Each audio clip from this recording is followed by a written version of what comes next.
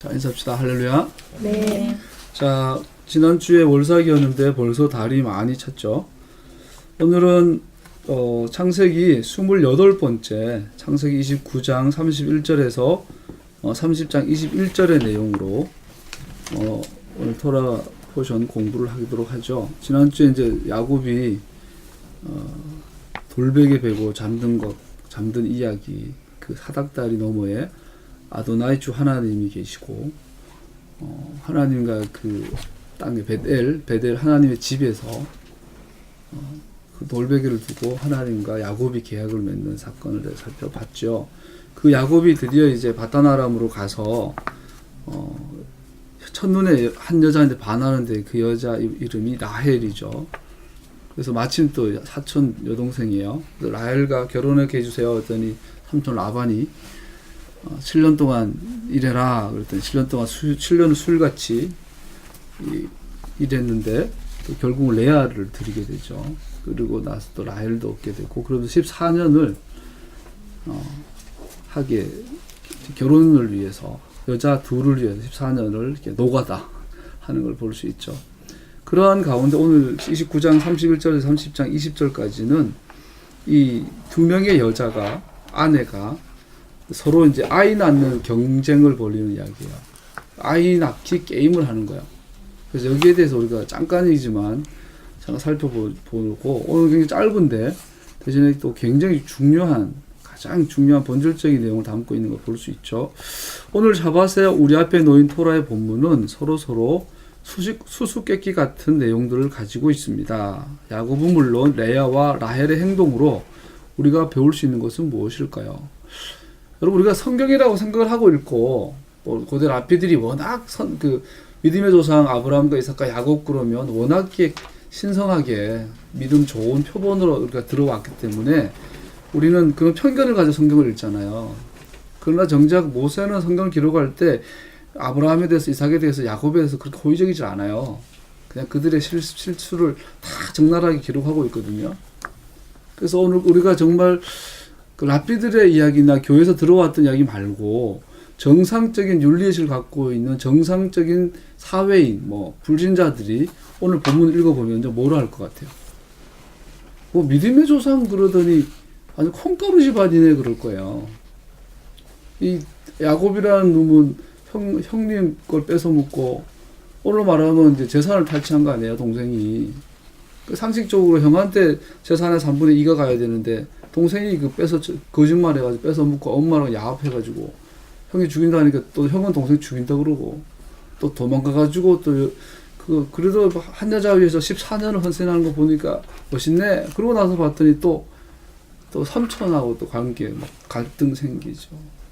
믿음의 조상 그러더니 부인들끼리 서로 애 낳기 경쟁하죠. 낳다 안 되니까 이제 실바 이런 몸종들 내연녀죠, 쉽게 말하면.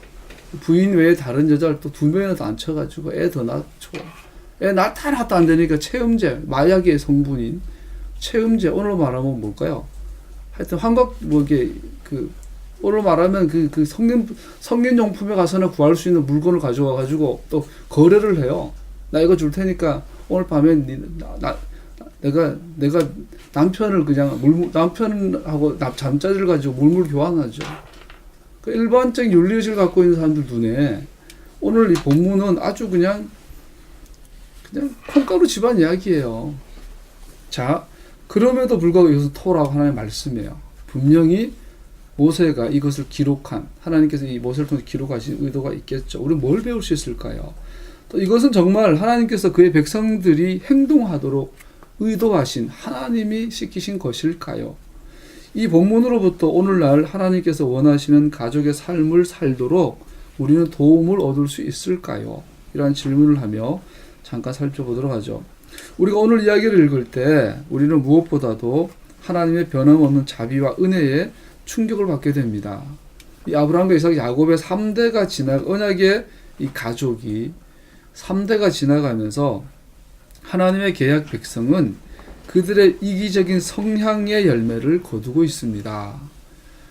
우리가 성경을 보면서 항상 발견하는 건 하나님의 자비와 하나님의 주권, 하나님의 절대적 주권이에요. 그러면서 동시에 하나님이 개개인을 향한 공의의 적용도 많이 있어요. 그처럼 3대가 지나가면서 오늘날 이 언약의 선택받은 언약의 백성들, 가족들의 현 나타나는 모습은 너무나 이기적이고 너무나 악하고 너무나 개인주의적이고 오늘날로 따지면 오늘날 그 상담학에서 말하는 너무나 역기능적 가정인 것을 볼 수 있죠. 기만과 거짓, 주도권 싸움이 가족의 모든 관계를 깨뜨렸고 오해하게 만들었고 형제는 서로 멀어졌고 아내들은 남편을 얻기 위해 애정을 속이며 빼앗아야 했고 자녀들은 질투와 이기심으로 서로 죽이려고 했고 그렇게 살아가고 있는 한 가정을 보게 됩니다. 이것은 기능 장애를 가진 가정, 즉 역기능적 가정의 완벽한 그림입니다. 그렇지만 또한 이것은 그럼에도 불구하고 성경은 이들을 가문의 족장, 믿음의 어머니들이라고 말하고 있고 또 이들은 우리가 샤밧, 에렙 샤밧 때마다 우리가 자녀들을 축복하는 이름들이기도 합니다. 아버지가 샤밧 때마다 아들의 머리에 손을 올리고 기도하죠. 주님께서 너를 에브라임처럼 므낫세처럼 축복하시기를. 또한 딸에게 손을 올리고 또 딸이 멀리 시집갈 때 딸의 머리에 부모님이 손을 올리고 기도하죠. 주님께서 너를 사라처럼 리브가처럼 라헬처럼 축복하시기를. 자, 그럼에도 불구하고 이들은 위대한 믿음의 조상들로 성경 기록하고 있어요. 우리는 이 두 개의 부조화를 잘 이해해야만 하나님께서 우리에게서 하시고자 하시는 말씀을 이해할 수 있죠. 전통적으로 랍비들은 결코 믿음의 조상들을 평가절하하진 않죠. 고대 랍비들은 조상들의 신앙심이 깊은 행동들은 그들의 민족적 계약 지위에 기여하는 것이라고 확신하면서 우리의 조상들에게 의로운 지위를 주신 것에 그들은 최선을 다한 것으로 설명을 하죠. 어렵게 이제 번역을 어렵게 했다 보니 근데 굉장히 이제 자기 조상들을 좋은 면만 좋게 보려고 하죠. 그리고 결론적으로 말하면 랍비들은 갖고 있는 조상들에 대한 견해가 뭐냐면 하나님께서 지지난주 나눈 것처럼 시내산에서 하나님께서 토라를 주실 때 70개 언어로 주셨다라는 거죠. 70개 나팔 소리. 그래서 그 당시 전 세계에 있는 지구에 있는 모든 민족에게 토라를 다 말씀하셨는데 그 토라에 아멘이라고 응답한 민족은 이스라엘밖에 없다라는 거죠. 이것이 랍비들이 생각하는 그 시내산의 사건들이에요. 그렇게 랍비들이 아이들에게 시내산 사건을 가르칠 때에 그 숨겨진 의도가 뭐야? 무의식, 본능이 뭐야? 이스라엘은 다르다라는 거죠. 그래서 하나님의 절대적인 주권과 선택과 은혜이지만 동시에 이스라엘에게도 어떤 축복받을 만한 거리가 있었다라는 것이 무의식이죠. 무의식이 성경적인지 모르겠는데 그들의 또 본심이죠. 그러다 보니까 랍비들은 그런 견해를 가지고 토라를 전하다 보니까 아브라함도 이삭도 야곱도 어떤 이상적인 인간을 그리는 거죠. 하나님께서 선택할 만한 거리가 있는. 그래서 어떻게 하든지 야곱 안에서 어떤 장점을 찾아내야 되는 거예요. 그런 사고방식으로 보고 있지만 정직하게 어떤 면에서 그들에 맞죠. 우리 아브라함에게서 이삭에게서 야곱에게서 또 리브가와 레아와 라헬에게서 배울 게 참 많죠. 사실은. 그럼에도 불구하고 만일 우리가 이 전통의 해석의 이 화려한 해석들을 제거하고 인간 대 인간으로 정말 정직하게 그 속을 들여다본다면 우리는 조상들의 아버지요 어머니들한테서 타락한 인간성에게서 나타나는 모든 잡동사니들을 발견할 수 있습니다. 만약 어떤 사람이 정말로 정직하다면 그것은 그 안에 어떤 선한 것이 있어서가 아니라 하나님의 은혜로 구원받은 죄인의 모습이라는 것을 다시 한번 발견할 수 있죠. 더욱이 모세가 우리에게 전해진 토라의 본문들은 랍비들이 설명하는 주석처럼 읽혀지지 않지요. 모세는 예를 들어서 야곱의 악한 행동들이 정말로 신앙심이 깊은 행위처럼 보이게 하는 많은 것들을 보여주는 대신에 야곱의 삶의 그 실수, 약점, 부끄러운 것들을 조금도 머뭇거리지 않고 검회색의 진실한 것들로 어두운 그림으로 그려내고 있죠. 히브리서 11장에 믿음의 전당들을 가득 채운 사람들, 그럼에도 그러나 정작 성경을 보면 성경은 그들에게 장점보다 그들의 아픔, 그들의 죄성, 악한 것들을 여과 없이 나타내 보이고 있죠. 히브리서 11장에 믿음의 전당들을 가득 채운 사람들조차 이기적이고 죄 많은 욕망에 빠질 수 있음을 보여주고 있다고 말하고 있는 것입니다. 무슨 말이냐면 아까 이제 그 EBS에서 역사 강연을 들었더니 이제 그 고려 시대에 거란 1차, 2차, 3차 침입에 대해서 누가 EBS 설명해 주는 거 요즘 국사 공부하다 보니까 나오길래 또 잠깐 봤어요. 거란 3차 침입에 강감창 장군 나오죠. 그래서 그분이 이제 살수대첩해 가지고 거란 8만을 물리친. 그때부터 고려가 이제 거란과 송과 고려가 대등한 강대국 반열에 있어서 뭐 그런 걸 가르치는 내용들이었는데 어릴 때 여러분 다 그러잖아요. 위인전 많이 읽었죠. 강감천, 을지문도, 연개서문, 예. 막 김춘추, 김유신, 막 세종대왕. 나도 어릴 때 위인전 되게 좋아했어요. 또 시골 학교였지만 책을 많이 읽었던 편인 것 같아요. 지금도 기억나는 게 초등학교 2학년 때 교실이 시골에 난 어릴 때만 해도 시골에 학생들이 워낙 많으니까 교실이 부족했어요. 그래서 2학년 1반이었는데 초등학교 그 학교 도서관을 우리 교실로 줬어요. 그 1년 동안. 그러니까 이제 사방이 다 또 책이었어요. 그때 고1년. 그때 2, 3학년 때였는데 제가 그 책을 거의 다 읽었어요. 그 사방에 있는 책들. 근데 지금 기억나는 거는 또리 장군 김일성이를 대지로 그래가지고 하던 방공책이 되게 많았어요. 시골이라서 그랬는지. 어쨌든 좋은 경험이었어요. 학교 도서관을 1년 동안 교실로 써본. 그때 제일 많이 읽었던 게 위인전이었어요. 그러다 보니까 우리 시골, 특별히 이제 읽을 거리가 별로 없던 우리 시골에서 위인전들의 이야기는 내 삶의 어떤 기준이 되죠. 막 이순신. 그래서 생각나는 거는 그들은 결점이 없는, 흠 없는, 점 없는 위대한 인간들인 걸로 알고 있죠. 그러나 이제 커서 공부를 더 하고 배워보고 성인이 되어서 만나본 강감찬, 연개소문, 김유신, 김춘추 얼마나 정치적이며 얼마나 인간적 약점이 많은 인간들을 보게 되잖아요. 우리가 잘 아는 백설공주가 얼마나 그 음란한 그 이야기인지 우리가 알고 있는 저 백설공주 7 난장이들이 그거 원본을 보면 도저히 보지 못할 만큼 추악한 성적인 타락과 변태, 살인, 미움, 증오, 신데렐라도 마찬가지고요. 우리나라 유명한 장화홍련전도 지금 애들이 보고 있는 내용은 정말 반밖에 안 되죠. 그 최종은 어떻게 그 옛날 그 시대에 저렇게 잔인하나, 사이코패스가 살인을 해도 그렇게 할 만할 정도로 무서운 이야기가 사실 남아있죠. 어른이 되고 나니까 어릴 때 봤던 세계가 너무 다른 세계가 현실이더라고요. 그래서 우리가 알고 있는 역사가 아닌 거예요. 역사는 누군가 각색이 된 거죠, 실제로. 그 토라만이, 하나님 말씀만이 진짜 영원한 진리예요. 지구에 남아있는 모든 책들은 어떤 식으로든 이제 덧입혀져 있는 거죠. 마찬가지 우리도 성경의 인물들에 대해서 무목적 가진 그 어떤 이거 아니면 저건 식으로 많이 받아들여요. 그러나 성경은, 다시 말해서 성경은 하나님께서 하나님의 말씀을 기록한 것이 위인전이 아니라는 사실이에요. 우리가 착각하면 안 되는 건 성경은 역사책도 아니에요. 성경은 위인전도 아니에요. 오직 하나님의 약속을 기록하고 그 약속을 이루어 가시는 하나님의 일을 기록한 책이에요. 그걸 가지고 성경을 읽어야 최소한 오해를 덜 하죠. 정말 토라를 공부하면 할수록 깊이 이게 각인되는 게 뭐냐면 하나님은 우리가 정말로 듣기를 원한다는 거죠. 들으라 이스라엘아. 왜? 못 알아들으니까. 성경을 읽어도 못 알아들으니까. 그래서 들으라. 그래서 최고의 은혜는 듣는 거예요. 여러분, 내가 하나님 앞에서 받은 은혜의 최고의 은혜는 하나님의 음성을 듣는 거예요. 하나님의 말귀를 알아듣는 거예요.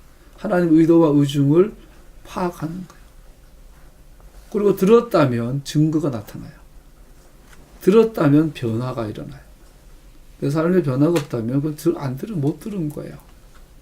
뭐 예언할지는 몰라도, 환상을 보고 꿈을 꿀지는 몰라도, 꿈 꾸고 예언하고 환상하고 꿈에서 뭐 기도 눈 감으면 입신해가지고 뭐 보좌 앞에 가가지고 주님과 같이 고기를 뜯어먹고 천국 가서 하정 놀다 와도 내 삶의 토라 라이프, 할라카가 회복이 되지 않는다는 거는 못 본 거예요. 못 듣는 거예요. 듣는 게 너무 중요하죠. 궁극적으로 만약 토라에는 은혜를 위한 자리가 없다라고 말하는 사람들은 간단히 말하면 토라를 열린 눈으로 읽지 않는 사람들입니다. 다음 주에 6월절이에요. 패삭이에요. 우리 다음 주 토요일 날 패삭 세대를 함께 할 거예요. 6월절을 일주일 앞둔 오늘 하나님께서 새로운 비전을 주셨어요. 그러니까 내년 6월절에는 다시 한번 진정한 시작을 하게 하시는 것 같아요. 그러면서 가장 마음의 부담, 안타까움이 있는 건 뭐냐면 우리가 토라를 땅끝까지 전할 텐데 사람들이 못 알아듣는 거죠. 특별히 교인들이. 왜 그럴까요? 그들은 눈이 열려 있지 않기 때문에. 그래서 우리가 제일 1년 동안 앞으로 기도해야 될 건 뭐냐면 눈을 열어주세요. 내 눈을 열어주시고 눈을 열어주세요. 귀를 열어주세요. 깨닫게 해주세요. 순종하게 해주세요. 듣게 해주세요. 하나님과 통하는 되게 해주세요. 여러분, 기존 전통교회 안에 많은 남은 자들이 있을 거예요. 눈이 열릴 자들. 이스라엘이 자기가 공부한 토라대로 안 되니까 하나님을 죽여버리죠. 유대인들이.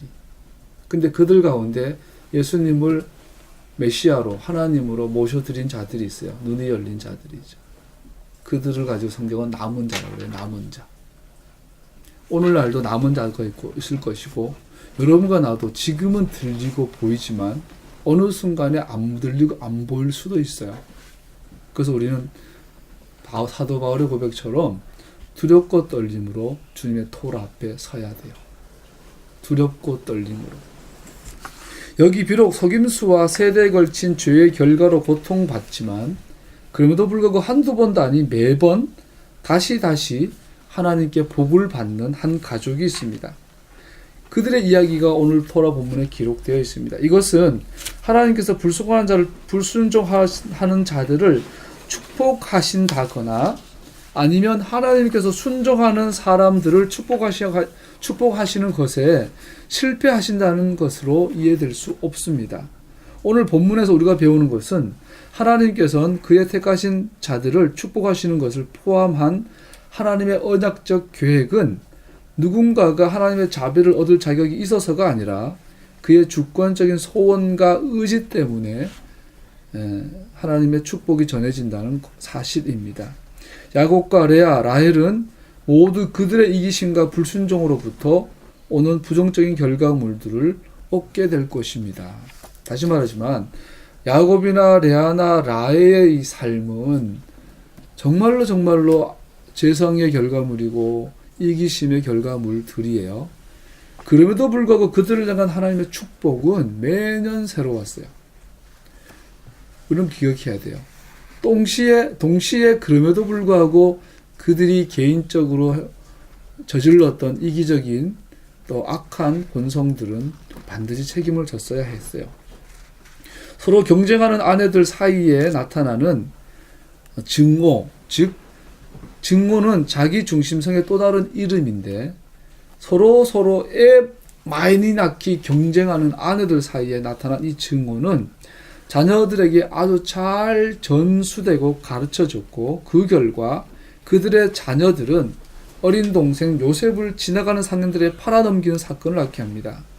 더 나아가 그들은 요셉이 죽었다고 연로한 아버지를 속이고 슬픔에 빠지게 했습니다. 더구나 그들의 마음이 더욱 완악해져서 아버지가 결코 진실을 알 수 없도록 확실한 증거를 제시하였고 요셉을 팔아놓고 요셉 옷을 찢어가지고 양을 잡아 피를 묻혀가지고 아버지한테 당신 아들 죽었다고. 그래서 무덤에 내려갈 때까지 아버지는 살아있는 아들이 죽었을 거라고 믿고 살게 하는, 이거는 보통 악한 의도가 아니죠. 이런 집안은 정말로 오늘로 말해도 그냥 가장 요즘 우리나라 이제 근친 살인이 많이 일어나잖아요. 그런 집안 못지않은 거죠. 더하죠. 동생을 죽이는데. 형제들은 기꺼이 그들의 거짓말을 무덤까지 가지고 가며 아버지가 무슨 일이 있었는지 결코 알지 못한 채 사시도록 방치했습니다. 생각을 해보세요.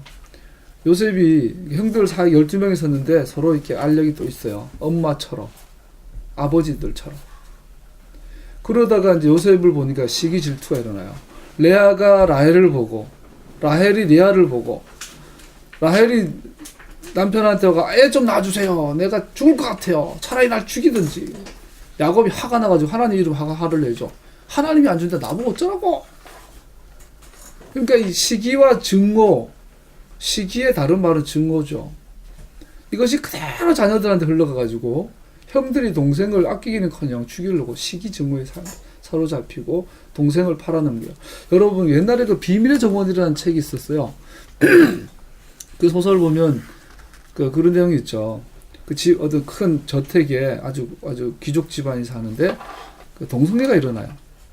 그 가족 사이에 가족끼리 근친상간이 일어나요. 그래서 그 아이가 사생아가 태어나는데 사실은 집안의 모든 사람들이 그 사실을 알아요. 알지만 창피하니까 모른 척하고 있었고 그 아이가 태어나자마자 뭐 죽었는지 죽여서 그 뒷마당에 옛날 저택은 뒷마당도 하나의 큰 공원이잖아요. 거기다가 애를 묻어요. 그러고 나서는 가족들끼리 아무 일 없다는 듯이 여전히 엄마, 아빠, 오빠, 언니, 동생하고 지내는 거예요. 그런데 그 가족 사이에는 그 정원이 비밀의 정원이어서 그날 이후로 아이를 묻은 이후로 아무도 거길 가지를 않아요. 그래서 겉으로는 웃고 서로 화목한 가정이지만 속으로는 서로가 서로를 향하여 비밀을 갖고 있는 거예요. 그 나중에 시간이 흐르고 다음에 그 집은 텅텅 비어오고 폐허가 돼요. 다 떠나버려요. 가족은 다 서로 떠나버려요. 마치 야곱의 가정이 요셉을 죽이려고 했어요. 실제로 죽였죠. 그러다가 말려가지고 팔아먹고 아버지한테는 죽었다고 거짓말을 하고 돌아서서 집에 왔더니 어떻게 돼요? 야곱의 집안에는 비밀의 정원이 생긴 거예요. 형제들끼리 다 모이면 보이지 않는 이제 담들이 있어요. 동생이 르벤 앞에서 유다가 좀만 잘못하면 저 형이 언제가 나 죽일지도 몰라. 광야에서 형을 만나면 숨짓한 거죠. 이것이 수십 년 지나갔다가 생각을 해보세요. 그 집안 분위기 어떻겠어요? 오늘날 집안에 문제 있는 거 야곱 집안처럼 문제가 많았으면 아마 사고가 크게 났을 거예요. 그 광야에서 뿔뿔이 집안은 이제 야곱의 집안이지만 이제는 서로가 남남 이상의 어색함, 미움과 증오가 숨겨져 있는 사실을 볼 수 있겠죠. 그 시작이 언제였어요? 부모님들 세대의 미움과 증오였던 거죠. 그걸 보고 큰 거죠, 아이들이. 상처와 고통, 삶의 많은 눈물들, 이러한 것들은 그들의 불순종의 명백한 결과들이었습니다. 하나님은 여전히 그들을 축복의 아버지로 조상들로 세웠지만 동시에 그들의 삶의 것들은 결과적으로 책임졌어야 했죠. 그들의 명백한 죄에 직면하여 야곱과 그의 가족들은 그들의 중심에서 보면 하나님께서 주시는 것으로 그들의 것으로 기쁨과 축복을 위조해야 했습니다. 예, 아까 말한 것처럼 비밀의 정원을 들추면 안 돼요, 그죠? 이제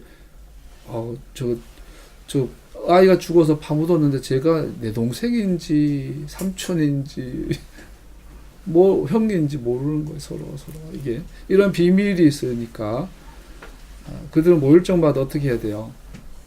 기쁨과 하나님께서 분명히 축복을 주신 게 맞아요. 축복도 있고 자기들 안에 비밀의 정원도 있고 이거를 위조하며 웃어야 되고 위조하며 함께 식사를 했어야 했겠죠. 하지만 이 모든 것에도 불구하고 하나님의 계획은 변하지 않았습니다. 그의 길에 반하는 것에도 불구하고 하나님은 여전히 그들을 축복하시고 그 나라, 더 네이션, 하나님이 세우고자 하는 그 나라의 야곱의 씨를 향한 그의 목적들을 이루어가고 계십니다. 본문에서 우리가 배울 두 번째 중요한 것은 첫 번째 공부한 거예요.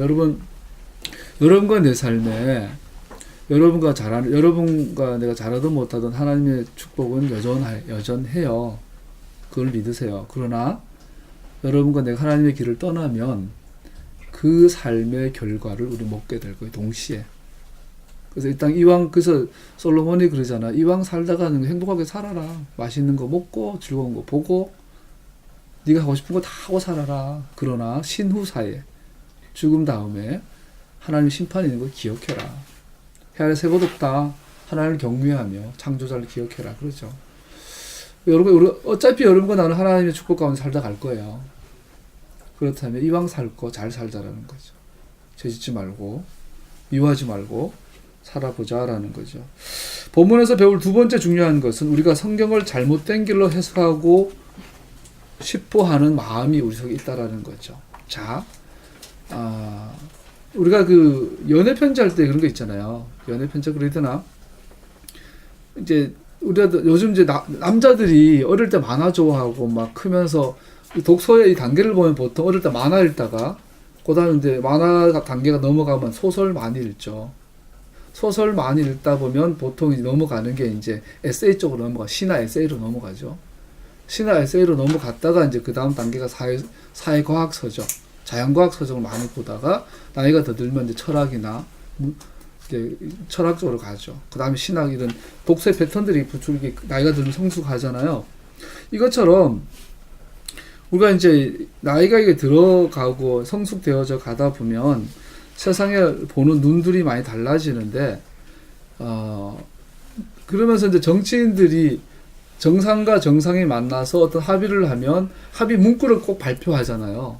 어떤 경우는 단어 선택에서도 굉장히 신중하죠. 뭐 이렇게 하는데 특히 우리나라가 일본과하고 이게 위안부 이런 회담 조례를 합의문을 만들다거나 남과 북한이 서로 남북 정상회담 합의문을 만들 때 다르고 다르잖아요. 그 어감이 다르고 어투가 다르니까 그 작은 차이를 가지고도 굉장히 신경전을 벌이잖아요.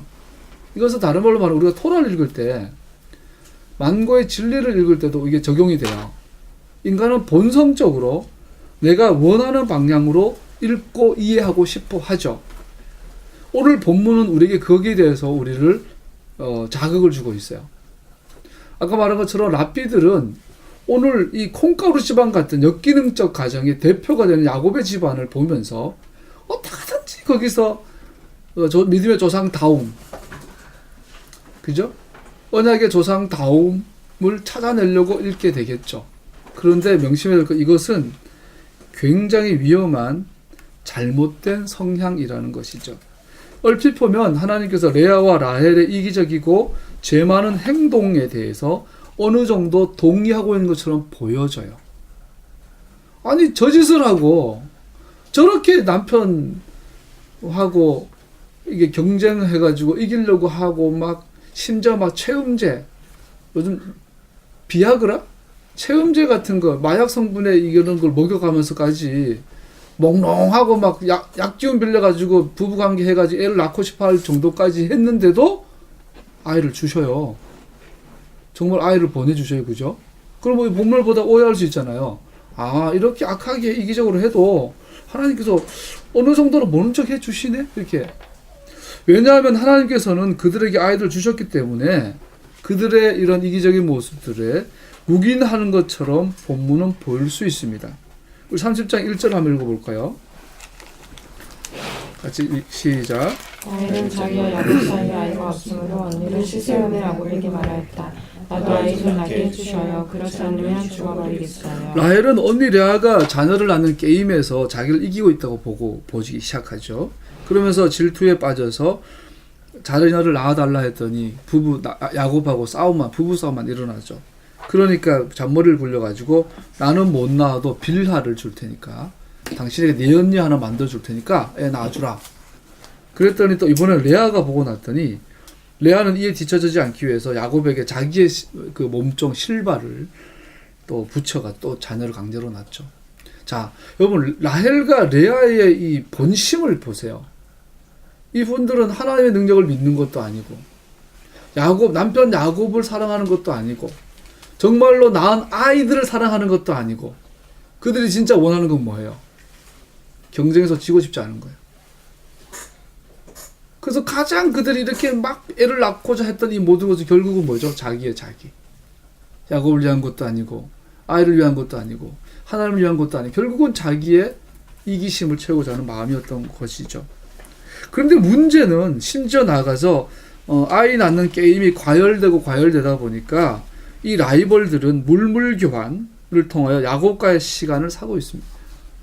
이거 여러분 그 간단하게 기록돼서 좀 깊이 생각해 보면 좀 역겨운 짓이에요. 이제 마누라가 냈던 거야. 서로가 이제 남편 강탈전이 일어나는데 어느 날 나가서 이제 루벤이 합한 채, 이거는 일종의 체험제라 그래요. 마약 성분이 들어가 있는 또 성욕을 일으키는 그러한 요즘 뭐 그런 걸 뭐라 그러냐? 하여튼 그런 식물인가 봐요. 가져왔더니 그걸로 남편을 두고 거래하는 거. 남편하고 체험제랑 물물 교환하는 거. 오늘 밤에 내가 이 체험제로 남편을 사겠다고. 근데 놀라운 사실은 그날 밤에 하나님께서 또 자녀를 주셔요. 이를 성경은 하나님께서 레아를 들으셨다. 30장 17절 읽어볼까요? 17절 시작. 하나님이 레아의 호소를 들어주셔서 레아가 임신하였고 야곱과의 사이에서 5번째 아들을 낳았다. 세상에 레아가 체험제를 루벤 갖다 줘가지고, 루벤은 이제 레아의 아들이잖아요. 그러다 보니까 체험제를 어디서 이제 이렇게 성적 뭐 그런 도구를 책을 약을 받아가지고 어머니 갖다 줬더니 라헬이 그 자기 달라고, 대신 오늘 밤에 야곱은 남편은 당신이 갖게 될 거라고. 이런 정말 추태죠. 창피하고 이런 집안이 있나 싶죠.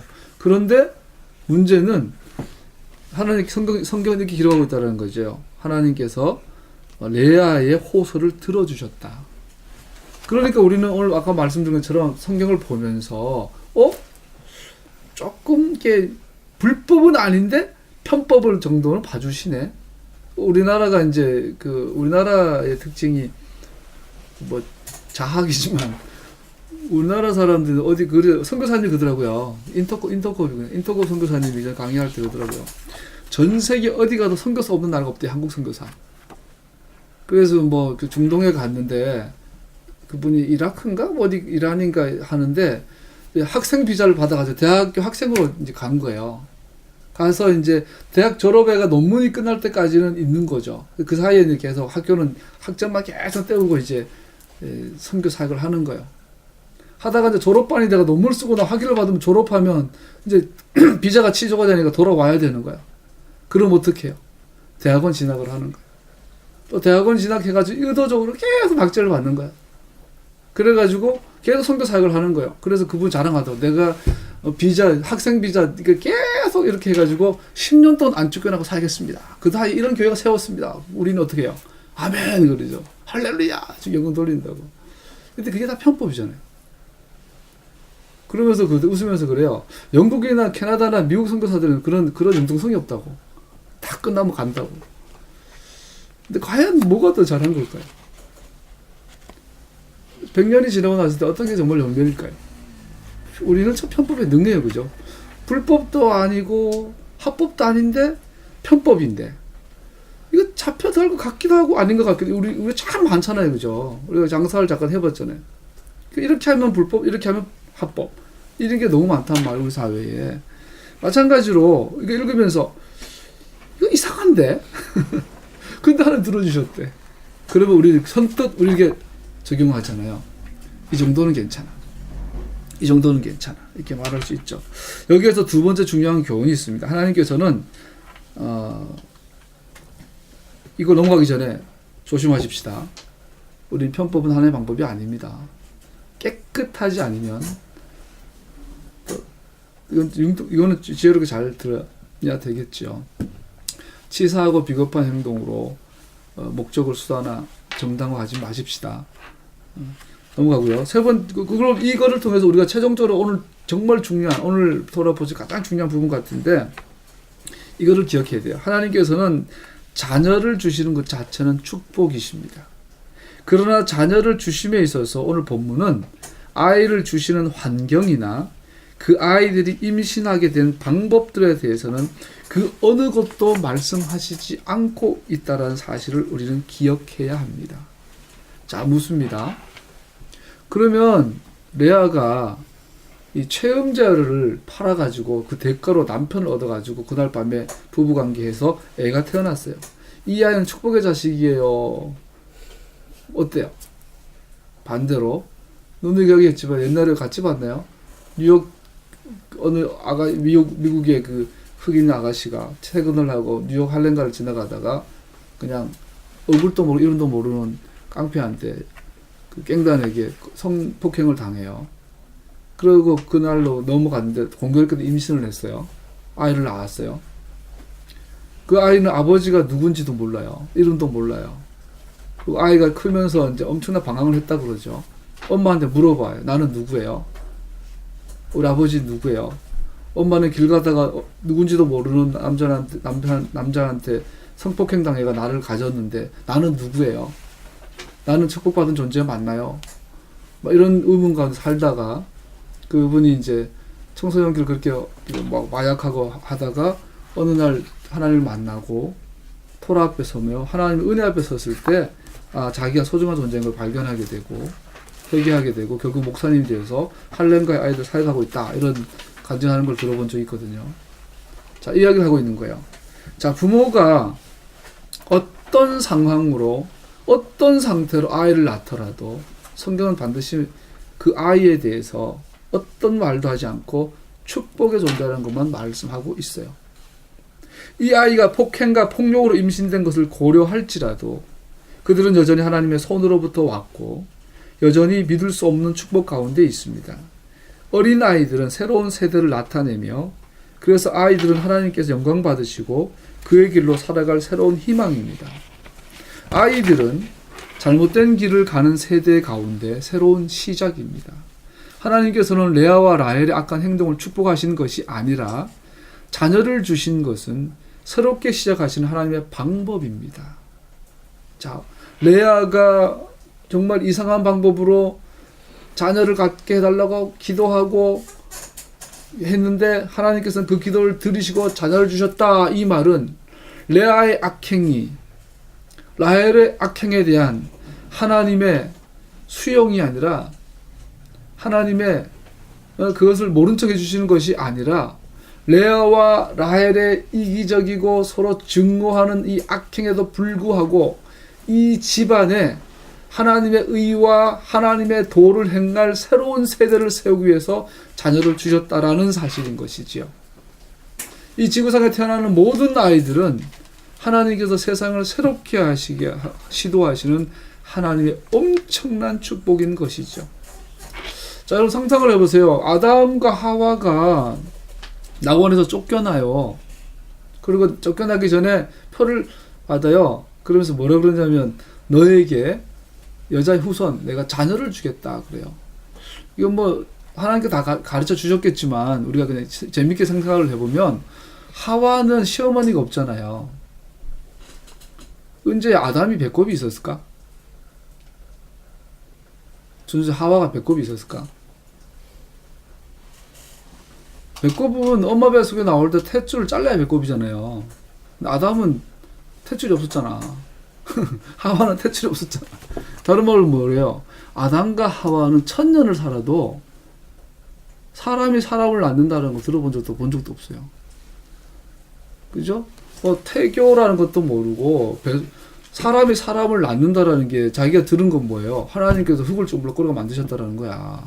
내가 너에게 자녀를 주겠다 그러면 상식적으로 생각해봐요. 하나님께서 또 뭐 이렇게 흙을 주물럭 만들어주시나 보다. 그렇게 생각하고 있는데 어느 날 배 속에서 막 움직여. 배가 막 커져. 임신선이 막 생기고 배가 막 갈라지고 뭐 움직여. 신것이 막 땡기고. 그럼 아담이 옆에서 보면 하나님께서 정령 죽으리라 그랬는데 내 마음도 배 터져 죽나 보다. 이게 하나님의 저주인가 보다. 하와는 안 그렇겠어요? 배에서 뭐가 거리더니 만지면 움직이지. 배는 막 빨빨 올라오지. 10개월 돼가니까 배가 막 터질 것 같이 아프지. 걷지도 못하겠지.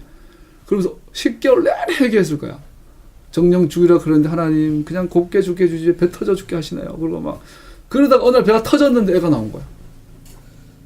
그랬을 때 아담과 하와는 그 순간에 뭐랄까 누가 뒤통수 때린 그 깨달음이 있었겠죠. 사람이 사람을 낳는다라는 이런 거였나? 또 하나 가장 가인이 태어났을 때 아이가 태어났을 때 가장 당황했던 인간이 누구예요? 존재가 마귀죠. 하나님의 창조 세계에 아이가 태어나본 적이 없잖아요. 가브리엘이 알아요? 루시퍼가 알아요? 아담이 알아요? 들어본 적도 없고 본 적도 없는 거야. 애가 사람이 사람을 낳는 게. 그 루시퍼가 옆에서 주워 듣다가 하나님께서 아담과 하와에게 씨를 주겠다, 자녀를 주겠다. 그랬더니 하나님께서 아담에게 특별한 능력을 주셔가지고 어디다 진흙을 좀 버려가지고 또 뽀뽀하면은 이렇게 사람이 되나 보다. 그런데 어느 날 루시퍼도 황당했을 거야. 하와가 가인을 낳는 순간에 그때 루시퍼가 이제 딱 결정할 거 아니에요. 애를 못 낳게 하면 되는구나. 하나님이 하나님 되심을 못하게 하려면 하나님을 끝내는 방법을 찾은 거예요. 루시퍼가. 하나님은 약속하셨는데 약속을 못 지키면 그분의 창조의 능력이 무의미하잖아요. 그분은 신실하지 못한 분이 되고 그분은 약속을 해도 약속을 지킬 수 없는 자가 되고 하나님에 대해서는 더 이상 신뢰가 끊어지잖아요. 방법이 간단한 거야. 마귀는. 이놈들 이 씨가 많이 퍼지기 전에 그냥 죽여버려야 되겠다. 애를 못 낳게 하면 하나님은 지는 거예요. 그래서 남자와 여자가 한 몸을 이뤄서 아이를 낳고 아이를 기르는 거는 하나님과 마귀가 하나님을 이길 수 있는 강력한 방법이죠. 그래서 가인을 이렇게 해서 아벨을 죽여버리죠. 그런데 하나님께서는 용납하지 않으시는 걸 알 수 있죠. 더군다나 아담을 뽑아가지고는 하늘에 별것이 많게 해주겠다. 마귀가 막 도저히 못 가게 해주겠다. 자, 이 마귀의 기본 전략이 아이를 죽이는 거. 그런데 반대로 하나님께서는 아이를 보내주신 목적이 뭐냐면 새로운 시작이에요. 세상이 제가 어느 날 토론 공부하다가 깨달았어요.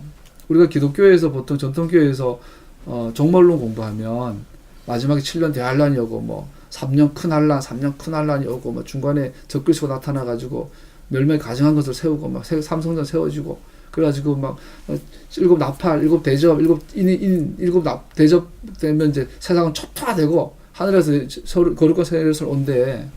그렇게 배웠고 그렇게 가르치고 저 그래서 그렇게 많이 가르쳤어요. 그 토라를 배워보니까 이게 엉뚱하더라고. 아니더라고요, 그게. 그런 7년 대환란 없어요. 이거 들으시다가 딴소리. 전에 우리 그 토라 공부하러도 누가 와가지고 그런 묻더라고. 뭐 바코드가 어떠고. 이 지구상에 남자와 여자가 결혼해서 아이를 낳는 한 종말은 오지 않아요. 새로운 시작이에요. 이 현세상은 예수님의 재림과 더불어 이스라엘로 완성되는 거예요. 여러분, 아이가 태어난다라는 것은 인류를 향한 최고의 축복이지요. 오늘 보면서 우리가 배우는 것은 결국 여기서 우리가 잃는 자녀들은 하나님께서 선택하신 하나님의 첫 아들 이스라엘이라는 나라를 구성하는 부족의 머리가 될 것을 우리는 알고 있습니다. 우리 어린아이라고 해서 잠깐 어린아이의 가장 큰 특징이 뭐죠? 새로움이라는 거예요. 뉴. 그래서 예수님께서 너희가 어린아이와 같지 않고는 결단코 천국에 하나님의 나라에 다른 말로 말하면 이스라엘이 회복되지 않는다.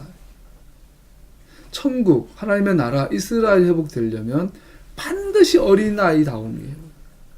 그 어린아이의 특징은 새로움이에요. 새로움. 항상 아무리 세상이 탁하고 어두워져도 어린아이가 있다라는 것은 새로운 가능성이 새로운 시작을 하고 계시다라는 것이죠. 자, 오늘 우리가 이제 우리끼리 이야기지만 주신 비전이에요. 여러분, 아이를 낳는 것 소중하고 중요하지만 동시에 아이를 기르는 것이 더 중요하죠. 그 쉐마 이스라엘은 누구에게 줘요? 아버지가 자녀에게. 토라는 강조하죠. 자녀를 낳고 그 자녀를 토라로 가르쳐라. 자, 오늘 우리가 적용하죠. 우리는 기독교인들, 우리 동료 교인들 가운데 토라의 눈이 열리기를, 남은 자가 세워지기를, 동시에 주님을 알지 못하는 자들이 돌아오기를, 동시에 다음 세대에 토라의 아이들이, 무리들이 세워지기를 기도해야 될 줄 압니다. 이제 이번 절기 사이클을 지나가면서 우리는 이러한 목표를 가진 강력한 공동체로 거듭나게 될 것입니다. 우리는 그래서 하나님께서 언약을 맺으시고 언약을 새롭게 하신 거 가지고 뉴 커버넌트죠. 뉴드 커버넌트죠. 새롭게 하시는 것이죠. 어린아이를 새로운 시작을 주신 하나님의 방법이 되는 것이라는 자녀들에 대한 생각은 아이들의 이름에서 힌트를 얻을 수 있습니다. 12아들 한번 볼까요? 루벤은 간단하게 말하죠. 하나님께서는 아들을 주신다. 다른 말 하나님께서 어떤 아들을 보신다, 아신다, 주신다는 뜻이에요. 우리 개혁개정에는 보라 아들이라. 자, 우리 보세요. 12아들이 있어요. 12아들의 이름의 의미를 보면 하나님께서 세우실 이스라엘에 대한 그림을 볼 수 있어요. 청사진을 볼 수 있어요. 하나님께서 보신다. 또 시므온, 하나님께서 들으신다. 하나님과 이스라엘은 조금의 막힘없는 말하고 듣는 관계가 되죠. 레위, 나의 연결, 내가 연결한다, 내가 접속한다 이런 뜻이죠. 연합함, 유다, 그를 찬양한다, 찬송함. 단, 하나님께서 그의 심판을 행하신다, 또 억울함을 푸신다. 납달리, 씨름하여 이기다, 경쟁하다. 갓, 재물 행운이 온다, 복되다는 뜻이고. 아쉐르, 축복 많이 받는다, 기쁘면 뜻이고. 이사갈, 고용하다, 대여하다, 값을 지불하다. 스불론, 선한 훌륭한 재능이 많다. 또 어디에 거하다. 요셉, 모으다, 더하다, 다른 일을 더하다. 더함이라는 뜻을 갖고 있죠. 자, 아이들의 이름은 새로운 시작을 알립니다. 어떤 이름들은 하나님 앞에서 삶을 사는 것을 나타내고 어떤 이름들은 가족들끼리도 서로 경쟁하게 할 거라는 이름을 나타내기도 합니다. 그러므로 이름들은 12사람의 이름은 전체의 이야기를 말해줍니다. 하나님께서는 그의 계획을 수행하고 계십니다. 하지만 그것을 자녀들의 불완전한 삶을 통하여 하십니다. 결국 각각의 아들들의 이름은 인간의 실수를 취하사 그것들을 하나님의 영광을 찬양하게 하도록 바꾸시는 하나님의 의지와 능력을 우리에게 상기시켜 주는 것들입니다. 할렐루야. 우리 꿈꿔야 될 줄 압니다. 교회 안에 수많은 어린아이들이 토라의 무리들이 세워지도록. 지난주에 우리 가족은 그 양화진을 갔다 왔어요. 선거하는 날 아이들 은재너기 데리고 양화진에 가서 외국 선교사님 노지에 들렀다가 어제 잠깐 살폈지만 거기서 영상도 보여준 거 봤어요. 우리가 신학교 때 배웠지만 볼 때마다 감동되는 부분이 그거죠. 우리나라가 토마스 선교사님도 우리나라 올라온 게 아니에요. 아펜젤 런두도 마찬가지고 우리나라 올라온 분들이 아니에요. 원래는. 그래서 결국은 최종적으로 한국을 선교지로 택하고 오게 되셨는데 놀라운 사실은 제물포항에 언더드 아펜젤러가 꼴랑 이제 24몇 살짜리 젊은 친구들이에요. 원래 우리나라로 말하면 교육전사님들이에요. MDB 까 졸업해가지고 이제 군대 갔다 온 아주 새파란 전도사님들 정도 된 젊은 친구들이었죠. 그 젊은 친구들 2명이서 제물포항에서 가방 하나 들고 내리는데 그 가방에 뭐가 들어있었냐면 마가복음, 쪽복음, 한글 번역 성서가 있었어요.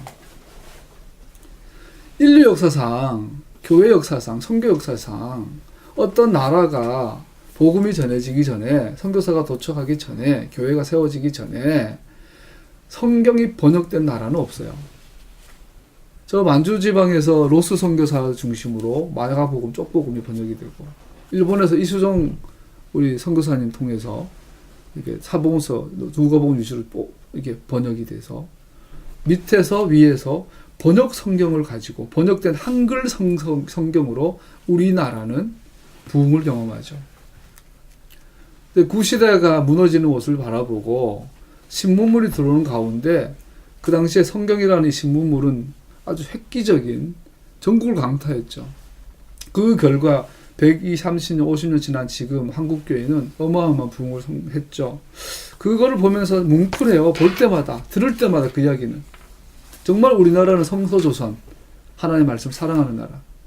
지금도 교회들마다 은혜만 좀 받으면 하는 게 뭐예요? 성경 필사운동. 성경 막 사서 읽고, 필사, 영어 성경 읽고, 전 세계 성경 제일 많이 보급하고. 정말 성경을 사랑하는 나라예요.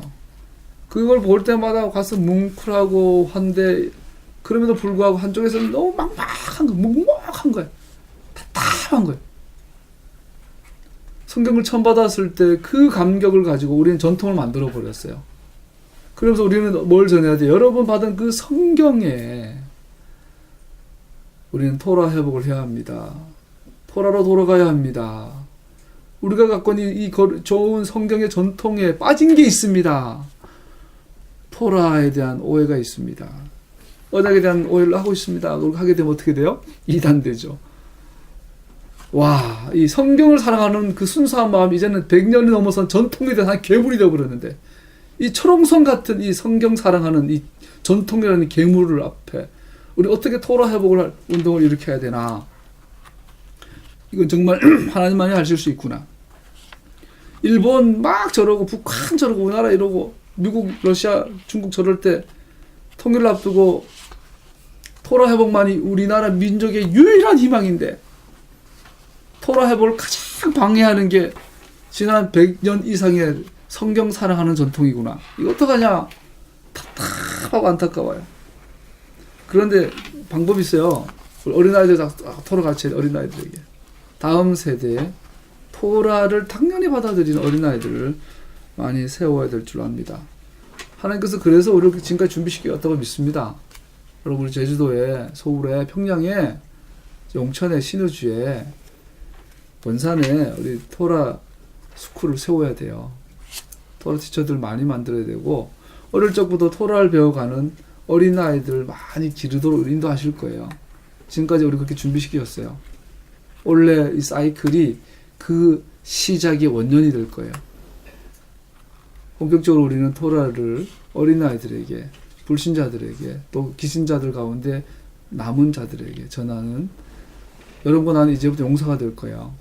지금까지는 끊임없이 땅을 파고 기존의 건물 허물고 기초 파고 자기를 부인하고 막 나 같은 건 죽어야 돼, 그런 10년, 지난 10년이었어요. 이제 우리는 이제는 달려가서 이제 성취하러 가야 돼요. 겸손함, 어린아이 같은 마음 가지고 그렇게 우리를 부르고 계신 것 같아요. 이 모든 것을 통하여 우리 말씀 마무리할게요. 우리는 또 다른 교훈을 얻게 됩니다. 하나님께서는 끝없는 자비의 창고가 있습니다. 부모님들은 우리 자녀들을 그분의 길로 자라나도록 애를 씁니다. 우리는 자녀들이 순정의 축복을 경험하며 죄가 주는 슬픔을 피하기를 간절히 소원합니다. 우리는 훈육합니다. 우리는 용기를 북돋워 줍니다. 우리는 자녀들을 제자 삼습니다. 우리는 아이들을 위해서 기도합니다. 우리는 자녀들이 시험과 배움, 복종과 투정의 단계를 거쳐야만 이루는, 어떻게 하나님과 동행하는지를 아는 믿음의 단계의 사람이 되도록 많은 잠 못 이루는 밤을 보내게 됩니다.